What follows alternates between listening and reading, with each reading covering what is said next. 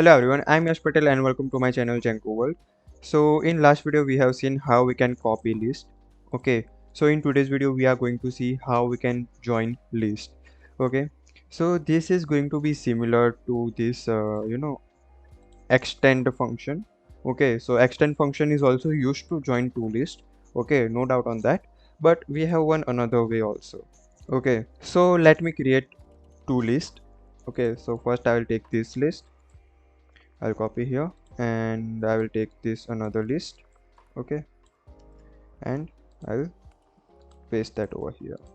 Now let's say I want to join this both list, so you can also do with list one. Okay, I'm creating one variable, list one equals to a plus b. So by this you can create two lists, you can join two lists. So if I print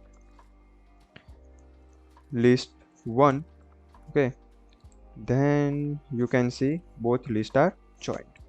And you can do same thing with extend method also. I am showing you that method one again. So extend. Okay, so if I say a dot extend comma parenthesis b, and I print a, then you will see same results. You can see we got same result. Okay, so yeah, this is it for today's video, guys. If you like my video, please like, share, subscribe to my channel, and in next video we are going to see methods in list. Okay, so thank you.